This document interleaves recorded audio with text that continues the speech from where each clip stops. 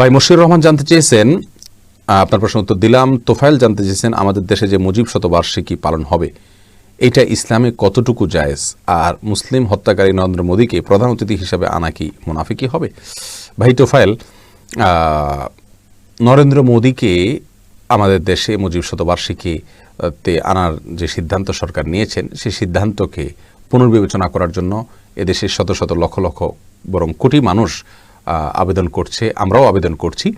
কারণ মুসলমানদের রক্তে তার দুহাত রঞ্জিত, এখনও তিনি মুসলমানদের হত্যায় লিপ্ত, এরকম একজন সময়ের অন্যতম বড় হিটলার, তাকে যদি কোনোভাবে এদেশে অতিথি করে আনা হয়, বিশেষ করে সে হত্যাকাণ্ডে লিপ্ত, মুসলিম বলে কোনো কথা নয়, মানবতা বিরোধী অপরাধে লিপ্ত এরকম একজন মানুষকে যদি অতিথি হিসাবে আনা হয়, সেটা আমাদের দেশের মানুষের জন্য অপমান হবে।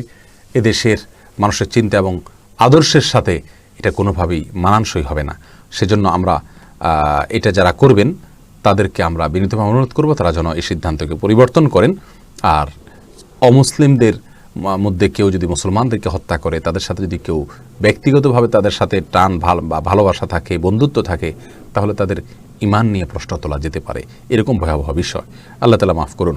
শিপন আহমেদের পরে প্রশ্ন করেছেন, ইসলামী ব্যাংকে টাকা ফিক্সড ডিপোজিট করে লাভ নেওয়া জায়েজ হবে কিনা? ভাই শিপন, এই বিষয়ে আমরা বারবার উত্তর দিয়েছি। ফিক্সড ডিপোজিট করে ইসলামী ব্যাংকগুলোতে তার লভ্যাংশ খাওয়া অনুচিত হবে যদি বিকল্প কোনো পথ আপনার কাছে খোলা থাকে। ফর এক্সাম্পল, আপনার ব্যবসার কোনো রাস্তা আছে, হোক অল্প পয়সা আসবে, ইসলামী ব্যাংকগুলোতে না রেখে আপনার সে পথটা অবলম্বন করা উচিত। তার কারণ হলো ইসলামী ব্যাংকের যে উপার্জন সেটা শতভাগ সন্দেহমুক্ত নয়। নবী সাল্লাল্লাহু আলাইহি ওয়াসাল্লাম বলেছেন, আল হালালু বাইয়িন ওয়াল হারামু বাইয়িন ওয়া বাইনহুমা মুশতাবিহাত, অর্থাৎ হালাল স্পষ্ট, হারাম স্পষ্ট, আর এই দুইটার মাঝখানে কিছু আছে যেগুলো সন্দেহযুক্ত। এই সন্দেহযুক্তগুলো থেকে যে বেঁচে থাকতে পারবে সে তার তাকওয়াকে রক্ষা করতে পারলো। বিধায় ইসলামী ব্যাংকের থিওরি এবং প্র্যাকটিক্যালের ভিতরে অনেক বেশকম থাকে। যেহেতু বেশকম থাকে আর সেজন্য সন্দেহ থেকে যায়, এই জন্য আপনি এখানে ফিক্সড ডিপোজিট না করে অন্য কোনো জায়গায় হালাল খাতে লাগানোর সুযোগ থাকলে সেটা করা উচিত, আপ্রাণ চেষ্টা করা উচিত। যদি বিকল্প কোনো পথ না থাকে তাহলে আপনার জন্য এটা জায়েজ হবে ইনশাআল্লাহ হবে ইদনিল্লাহ, যেহেতু এটাকে একেবারে কাট্টা এবং পরিষ্কার হারাম আমরা বলতে পারছি না, অতএব আপনার জন্য জায়েজ হবে যদি নিরুপায় থাকেন আপনি। এরপরে প্রশ্ন করেছেন ইরফান রাতুল, কাউকে না বলে কি জিহাদে যাওয়া যাবে? ভাই ইরফান রাতুল, কাউকে না বলে জিহাদে যাওয়া বলতে কি বোঝাচ্ছেন আপনি? জিহাদের অনেকগুলো স্তর আছে। যখন নাফির আম হয়, অর্থাৎ গণহারে প্রত্যেককে জিহাদের জন্য বের হতে হয়, এরকম কমন নির্দেশ যদি কখনো চলে আসে, তখন সেই নাফির আমের সময় যে জিহাদ, সেই জিহাদে বের হওয়ার জন্য কারোর পারমিশনের কোনো প্রয়োজন নেই। কিন্তু নাফির আম যদি না হয় তাহলে সেক্ষেত্রে সর্বাবস্থায় কিন্তু আপনি মনে চাইলে জিহাদের জন্য দৌড় দিতে পারবেন না। ওলামায়ে কেরাম, সংশ্লিষ্ট আপনার বিশেষজ্ঞগণ, তাদের যদি সিদ্ধান্ত থাকে, তারা যদি পরামর্শ দেন, তারপরে আপনি সেই পরামর্শ অনুযায়ী সামনে অগ্রসর হবেন এবং সিদ্ধান্ত নেবেন। যে কেউ আপনাকে ডাক দিল আর আপনি জিহাদের নামে সেদিকে ঝাঁপিয়ে পড়লেন, এই সুযোগ নাই এবং এটা সঠিকও হবে না। আর মা বাবার পারমিশনের বিষয়ে যেটা বলছেন, যদি ফরজ হয়ে যায় তাহলে মা বাবার পারমিশনের প্রয়োজন নেই, তাদের পারমিশন ছাড়াও আপনি যেতে পারেন। তবে হ্যাঁ, তাদেরকে বলে যাওয়া উত্তম, এটা ভিন্ন বিষয়। আল্লাহ আলম বিসওয়াব। এরপরে মুশফিকুর রহমান প্রশ্ন করেছেন, জুমার নামাজে খুতবা পড়ার লোক না থাকলে জুমার নামাজ পড়ার কোনো পদ্ধতি আছে কিনা? ভাই মুশফিকুর রহমান, জুমার নামাজের খুতবা পড়ার পদ্ধতি তো খুবই সহজ। খুতবা পড়ার মানে লোক না থাকার কি আছে? যদি কিচ্ছু না পারেন, কোরআন কারীমে একটা আয়াত, দুইটা আয়াত, তিনটা আয়াত পড়বেন, বাস দাঁড়িয়ে তিনটা আয়াত পড়লে, দুইটা আয়াত পড়লেই আপনার খুতবা হয়ে গেল। এটুকু তো আমাদের মুখস্থ আছে।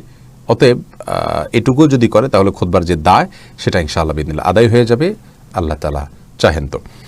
এরপরে প্রশ্ন করেছেন রকিবুল ইসলাম, আপনি জানতে চেয়েছেন, আমি জানতে চাই আমার মুসলিম ভাইদেরকে হত্যা করা হচ্ছে, এই সময় আমরা কি করব, ইসলাম কি বলে? ভাই রকিবুল ইসলাম, ইসলাম তো বলে কোনো মুসলিম ভাইকে হত্যা করলে আপনি তার যদি পাশে অবস্থান করেন, তার পাশে দাঁড়ানোর সুযোগ থাকে, তার জন্য পাশে দাঁড়িয়ে তাকে রক্ষা করার জন্য আপনি জালিমের বিরুদ্ধে লড়াই করা আপনার জন্য ফরজ। আর যদি আপনি তার পাশে না থাকেন এবং তার পাশে দাঁড়ানোর সুযোগ না থাকে, যেমন আজকের পৃথিবীতে যে বিশ্বায়নের এই যুগে আমরা দেখছি যে অনেকগুলো বর্ডারে আমরা বন্দী, এমত অবস্থায় আমরা চাইলেই তাদের পাশে দাঁড়াতে পারছি না। আর তাছাড়া যারা প্রতিবেশী আছেন ওখানে আশেপাশে, আপনার প্রতিবেশী যদি জুলুমের শিকার হয় আপনার উচিত হবে তার পাশে দাঁড়ানো। এটা হলো ইসলামের নির্দেশ। আমরা যেহেতু প্রতিবেশী হলেও এমন প্রতিবেশী যে প্রতিবেশী আমরা তাদের পাশে দাঁড়াতে পারছি না, অতএব আমরা তাদের জন্য আল্লাহ সুবহানাহু ওয়া তাআলার কাছে দোয়া করব এবং সেই সাথে আমাদের সাধ্যের সবটুকু দিয়ে এই জঘন্য কর্মের আমরা নিন্দাবাদ করব, প্রতিবাদ করব এবং যেভাবে যেভাবে তাদের সহায়তা করা যেতে পারে বৈধ উপায়ে সেগুলো আমরা অবলম্বন করব। আল্লাহ তাআলা তৌফিক দান করুন। আইএম জুনায়েদ আইডি থেকে প্রশ্ন করেছেন, মহিলা পুরুষের নামাজের নিয়ম কি একরকম নাকি ভিন্নতা আছে? দেখুন, মহিলা পুরুষের নামাজ নিয়ে আমরা এর আগেও বারবার বলেছি, মহিলা পুরুষ নামাজের বেসিক নিয়ম এক। তবে আরবের উলামা ইকরামও বলেন মহিলারা সৃষ্টিগতভাবে তাদের শরীরের অবকাঠামো ভিন্ন হওয়ার কারণে তারা পুরুষদের চাইতে কিছুটা জড়সড় থাকবেন, বিশেষ করে রুকু সেজদাতে, কিন্তু তার মানে এই নয় যে পদ্ধতি সম্পূর্ণ পুরুষদের চাইতে ভিন্ন। তারপরেও প্রচলিত আমাদের দেশে যে মহিলারা যেভাবে সালাত আদায় করেন এর বাইরে আপনার পুরুষরা যেভাবে সালাত আদায় করেন, এখানে আমরা অনেকখানি পার্থক্য দেখতে পাচ্ছি। এই পার্থক্যটা কতটা অথেন্টিক, কতটা গ্রহণযোগ্য সোর্স দ্বারা প্রমাণিত, সেটা ইনশাআল্লাহ আমরা আলোচনা করব কোনো একটা ক্লিপে। তবে এটুকু বলে রাখি, এটা এমন কোনো মাসআলা নয় যেটা নিয়ে আমাদের পেরেশান হওয়ার মতো কোনো বিষয় আছে। কারণ মহিলা পুরুষের সালাতের পার্থক্য করলে অথবা না করলে সালাত হওয়া না হওয়ার কোনো সম্পর্ক পৃথিবীর কোনো আলেমের মতোই নাই। অতএব এটা নিয়ে চিন্তিত হওয়ার বা অস্থির হওয়ার মতো কোনো বিষয় নাই। তারপর আমরা ইনশাআল্লাহ আলোচনা করব, আল্লাহ চাহেন তো। আমিনুল কাজী আপনি প্রশ্ন করছেন, আমাদের শেষ বৈঠকে যদি দুরূদ শরীফ পড়তে ভুলে যায় তাহলে কি সুজদা দিতে হবে? দেখুন আমিনুল কাজী, দুরূদ শরীফ পড়া ওলামায়ে হাম্বলি বা আহমদ ইবনে হাম্বল রাহিমাহুল্লাহর মাযহাবকে যারা ফলো করেন বা সৌদি আরবের স্কলার যারা আছেন তাদের মতে আপনার বৈঠকে দুরূদ শরীফ পড়া ওয়াজিব বা ফরজ, যার কারণে এটা যদি ছুটে যায় তাহলে সেক্ষেত্রে তার ওয়াজিব হলে এটা সালাত ছুটে গেলে আপনাকে সিজদা সাহু দিতে হবে। আর আমাদের দেশে ওলামা ইকরামের বা হানাফি মাযহাবের ওলামা ইকরামের দৃষ্টিকোণ থেকে আপনার দুরূদ শরীফ পাঠ করে এটা ফরজ না, ওয়াজিব না, এটা সুন্নাহ। যেহেতু সুন্নাহ, অতএব সুন্নাহ ছুটে গেলে তার জন্য আপনাকে সিজদা সাহু দিতে হবে না। এখন কেউ বলতে পারেন যে তাহলে আমরা কোনটা গ্রহণ করব, মানব? আসলে বিষয়টা ইজতিহাদি, অর্থাৎ গবেষণামূলক। দুটোটা সিদ্ধান্তই গবেষণামূলক। পরিষ্কারভাবে কোনো হাদিস থেকে এটার ফরজ বা ওয়াজিব হওয়ার কোনো প্রমাণও পাওয়া যায় না, আবার পরিষ্কারভাবে এটা সুন্নাত এরকম কোনো শব্দ দ্বারা হাদিস আলাদা বলাও হয় নাই। এটা প্রত্যেকের গবেষণার আলোকে তিনি বলেছেন। যারা বলেন সুন্নাহ তারা বলেন যে পার্টিকুলারলি নবী সাল্লাল্লাহু আলাইহি ওয়াসাল্লাম দুরূদ পড়ার জন্য সালাতের মধ্যে আলাদা নির্দেশ জারি করেন নাই, যার কারণে ওয়াজিব আমি কীভাবে বলবো?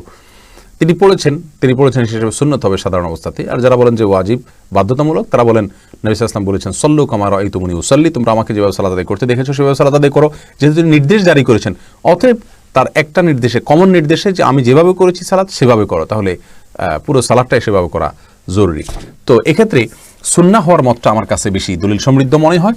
তার কারণ হলো রাসূলুল্লাহ সাল্লাল্লাহু আলাইহি ওয়াসাল্লাম বলেছেন আমি যেভাবে সালাত আদায় করেছি সেভাবে তোমরা সালাত আদায় করো। এর কারণে যদি সালাতের সবগুলো বিষয়ে ফরজ হয়ে যায় তাহলে তো সালাত আর কোনো সুন্নাত মুস্তাহাব বলতে কোনো কিছুই থাকবে না।